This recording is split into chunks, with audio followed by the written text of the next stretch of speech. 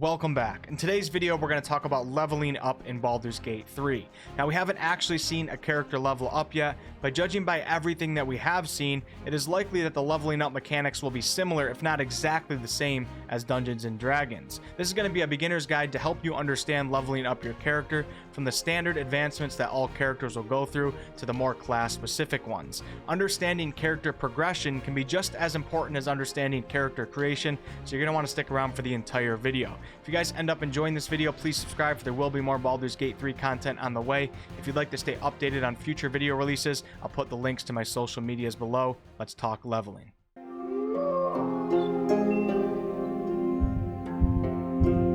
The first question that we have to address is, how do you level up? Experience points. This is a fairly common way to level up in almost every game that you play. If you notice here in the gameplay, after the party kills the Intellect Devourer, the party receives 3 experience. That means that everyone who is involved with that fight is getting that 3 XP. Different monsters, depending on their challenge ratings, will award different experience. There will likely be other ways to earn experience as well, such as completing a quest, or possibly even successfully doing things that don't involve combat, such as de-escalating a situation, or maybe exploring a new area. We really do not know at this point. It'll definitely be interesting to see how Larian implements all the ways to gain XP, for in D&D it can vary depending on who your dungeon master is. So how many experience points do you need to level up? Let me first point out that it has been confirmed that max level in Baldur's Gate 3 will be 10.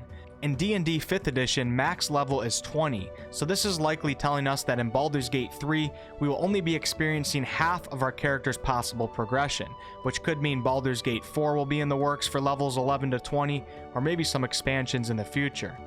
If we take a look at the character advancement chart right here, and ignore everything after level 10, you can see exactly how many points you need to reach your next level. It's possible that Larian might not follow these exact numbers, but it will likely be very similar in mechanics. So as a level 1 character, you will need 300 XP to reach level 2. Then to reach level 3, you will need to reach 900 XP, and so on. Each increasing level will take much more XP to reach the next one, very similar to how other games work. So what does leveling up actually do for your character? Well, it can and it will do various things. Raise your hit points, award you more points to invest in your ability scores, increase your proficiency bonus, give your character new class-specific features such as new spells or more spell slots. You can start multi-classing if you want to take that route, and you can even forego some advancements and instead give your character a feat. Let's first focus on hit points. Each class will have their own specific hit dice. The hit dice is part of how you determine your character's max hit points. A barbarian has a hit dice of 1d12. At level 1, you will receive the max hit points of 12. The fighter class has a hit dice of 1d10, so they will start off with 10 HP, while the wizard has a 1d6, so they will only have 6 HP. We do also get to add our constitution modifier as well, but we're not talking about that yet. Now at level 2 and beyond, you will actually roll your class's specific hit dice, and the outcome of that roll will be added to your current max HP. So at level 1 we'll start with the max HP, but after that we have to roll for it. The fighter class has a hit dice of 1d10, so you will roll one 10-sided dice, and the outcome of that roll will be added to your max HP from the previous level. This is obviously a more randomized system to determine your HP. It can work greatly in your favor or completely screw you over, which is why it's very likely that Larian Studios will also include a fixed HP system where you don't have to rely on luck. So the fixed rate HP will be determined by taking your character's hit dice, halving it, and adding 1. Like the dice roll system, at level 1 you will still receive the max HP of 12, and then for levels 2 and beyond you will use the fixed rate system. So for the barbarian with the hit dice of 1d12, you will have the 12, which becomes a 6, add 1, which makes it a 7, and your barbarian will gain 7 HP for every level after level 1. For the wizard with a 1d6 hit dice, have the 6 to become a 3, add 1, and you get 4. So at levels 2 and up, you will get to add that plus 4 to your max HP as a wizard. So each time that you reach a new level, you gain another one of your class's specific hit dice. If you use the dice roll system when you reach a new level, you'll simply roll the class's hit dice and add the outcome to your current max HP. If you use the fixed rate system, you will add that fixed rate that you determined at level 1. So for the Barbarian, their fixed rate HP increase is 7, so each time you level up, you will add 7. If you're looking for a more unpredictable experience where you could end up being a little overpowered or end up being very weak in terms of character HP, you would use the dice roll system. There will be a lot of people who enjoy this style, for it might be the way that they have always played Dungeons & Dragons. The fixed system, which most other games go with as well, will be for players looking to have that more concrete experience where as they level up, their HP scales in an average respectable way where you don't end up being ridiculously high or low. If Larian includes both of these systems, which I assume at the very least they would have the fixed system, I will personally likely use the fixed system on my first playthrough, and then later on when I'm looking to have some more fun and unpredictability, I'll test my luck with the roll of the dice. Now we can't forget our character's Constitution modifier, which will also be added to your character's max HP. If you are a Barbarian with a Constitution ability score of 18, that would mean that your Constitution modifier is +3. So a level 1 Barbarian will be given 12 HP, which would then become a 15 because of the +3 Constitution modifier. At level 2, the Barbarian would get to add 7 HP to their current HP, as well as another +3 from the Constitution modifier, leaving them with 25 HP at level 2. Now it's also important to note that if at any point you increase your Constitution modifier, your max HP will increase by 1 for each level you have already achieved. For example, if your level 8 Druid increases their Constitution modifier from +2 to +3, you get to add another +8 onto your total HP because you're currently at level 8. Your Constitution ability score, which determines your Constitution modifier, can play a big role in your HP. So to sum the hit points up, each class will have their own specific hit dice assigned to them, which will determine their starting HP, and upon leveling up, they will roll the hit dice and add the results of the roll to their HP. Or you'll end up choosing the fixed rate HP system, and upon leveling up, that fixed rate, depending on what your hit dice is, will continue to be added to your HP. Each level, your character's Constitution modifier will also be added to your HP, and if you increase that Constitution modifier, you get to add +1 to your total HP for each level you have achieved. That's the basics for how leveling up will affect your HP.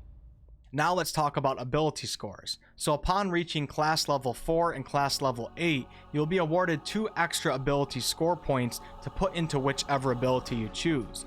Now you can actually choose to not use these ability score points and use them on something else called a feat, but we'll talk about that in a little bit. If you're playing as the fighter class, you'll actually get this ability score increase at levels 4, 6, and 8. You can put both of your awarded points into one ability score or split them up into different abilities. Keep in mind that the max ability score a character can achieve is 20, so if you max out your rogue's dexterity ability score to 20, it's then time to focus on some other ability scores. Remember, the higher that your ability score is, the higher that your modifier will be. So if you have a 20 ability score in Constitution, your Constitution modifier will be +5, and as we noted earlier, you get to add your Constitution modifier to your HP, so that's pretty sweet to have for some classes. So at class levels 4 and 8, you get to look forward to giving your ability scores a little boost. The reason why I say class levels and not character level is because if you choose to multi-class, this ability score increase is based off of your class level, not your overall character level. So if you are a level 2 fighter, and then you decide to do your next 2 levels as a wizard, your character is level 4, but your class level is only 2 in wizard and 2 in fighter. So you'll not get that ability score increase at level 4 like you would have if you only stuck with one class. We'll talk about multi-classing in a later video. Now there might be a time where you're already happy with how your character's ability scores are, and you would instead like to gain something else besides that +2. This is where feats come into play. A feat represents a talent or an area of expertise that gives a character special capabilities. So at levels 4 and 8, you can actually forego the ability score increase and instead take a feat. The majority of feats can be used by anyone, but some feats might have certain prerequisites that need to be met, such as requiring you to have at least a 13 or higher in your dexterity ability score, or a feat might require you to have the ability to cast at least one spell. If you meet those prereqs for those specific feats, you can certainly take them instead of the ability score increase. The list of feats available to choose from is pretty long, but here's 2 examples. Dungeon Delver. This feat will make your character more alert to hidden traps and secret doors that are found in many dungeons by giving you advantage on wisdom perception and intelligence investigation checks made to detect the presence of secret doors, advantage on saving throws made to resist traps, resistance to damage dealt by traps, and traveling at a fast pace now will not impose the -5 penalty to your passive wisdom perception score. Another feat is heavily armored. This feat will make you the master of heavy armor, but it does have a prerequisite of needing you to have proficiency with medium armor first. This feat will increase your strength by 1 to a max of 20, and you will also gain heavy armor proficiency. Next up is your proficiency bonus. Upon character creation, your character will choose and receive proficiency in different things. Weapon proficiency, skill proficiency, saving throws, etc. At level 1, your proficiency bonus will be +2 for all the things you are proficient in. Upon reaching characters level 5 and 9, that +2 will increase by 1. So at levels 5, your character proficiency bonus is now +3 instead of +2, and at level 9, you will have a +4. So at characters level 4 and 8, you can gain the ability score increase or take a feat, and at 5 and 9, you gain the proficiency bonus increase. Now on to the fun part. The most exciting part of leveling up your character is gaining your new class-specific character abilities. I'm not talking about ability scores, but new features such as new spells or more spell slots, new rogue attacks, etc. The fun stuff that we all look forward to experiencing.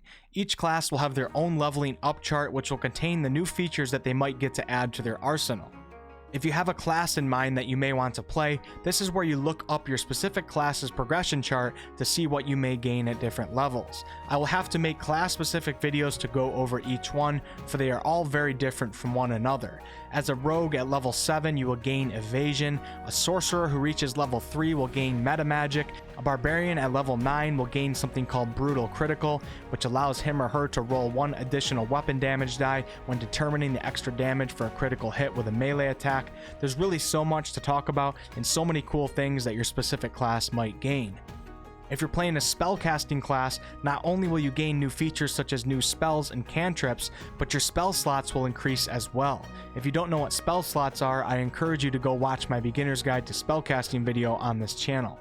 The amount of spell slots will also vary depending on the class you are playing, so refer to your class-specific chart. For example, a level 10 cleric will have 4 level 1 spell slots, 3 level 2 slots, 3 level 4 spell slots, and 2 level 5 spell slots, while a paladin at level 10 will have 4 level 1 spell slots, 3 level 2, and 2 level 3.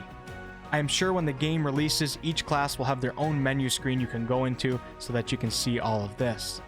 We also cannot leave out your class's subclasses that you will pursue depending on your class. Many classes upon reaching level 2 or 3 will then branch out into subclasses, which will offer their own set of features you may gain as you level up. For example, a warlock at level 1 you get to choose your patron, which is considered as your subclass. A druid at level 2 will get to choose their druid circle, which is their version of subclasses, and you'll either go with the circle of the moon or the circle of the land, each of which offers unique druid experiences. A rogue at level 3 will choose a subclass, or archetype as it's called, and either become a thief, assassin, or an arcane trickster. It varies greatly from class to class, and the way that you progress in a subclass may be very different than other classes. These are the fun things that you get to look forward to as you level up.